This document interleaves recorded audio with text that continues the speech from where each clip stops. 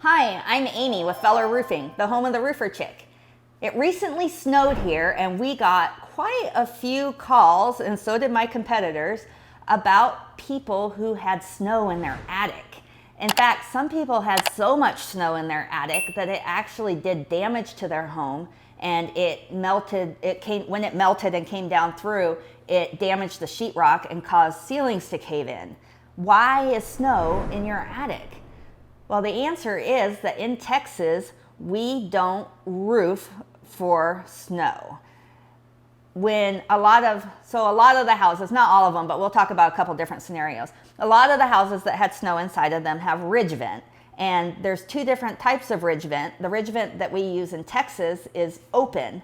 The ridge vent that you use up north actually has some form of a screen on it so that snow can't get in.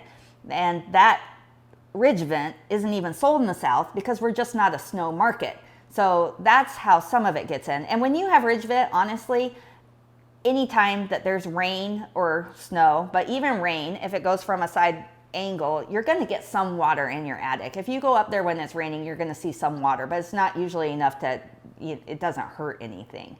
So another reason that you might have snow in your attic, and I learned this, is that, so when you ventilate a roof, get into super geek talk here, but when you ventilate a roof, you have to have an intake down at the bottom and you have to have an outtake up at the top. You want your intake as low as you can get it on the roof, and you want your outtake as high as you can get it on your roof. And since hot air rises, what happens is that creates a current and it draws air through your attic. And that's how you ventilate your attic. The better you ventilate it, the better your utility bill is.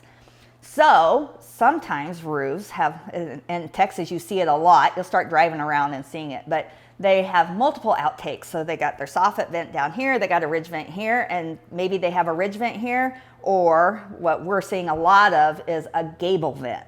And a gable vent is a vent that goes through the siding on the side of the house, and it was super popular, I want to say like through 80s, 90s. It's a very cute look for a house.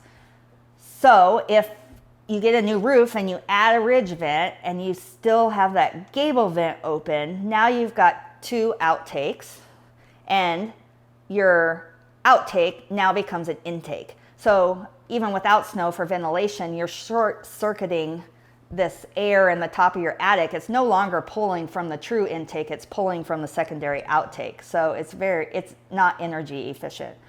What happens with snow is not only is it not energy efficient, but it creates a vacuum and you start sucking snow into your attic. So that's how all that snow gets in your attic.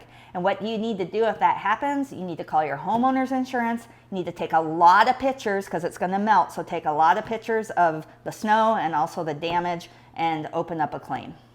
Got my fingers crossed that this is a freak occurrence in Texas and it won't be happening very often. But if you do have gable vents that are open, you might consider calling and having somebody close those off. Thanks for watching today's episode, and we'll see you next time.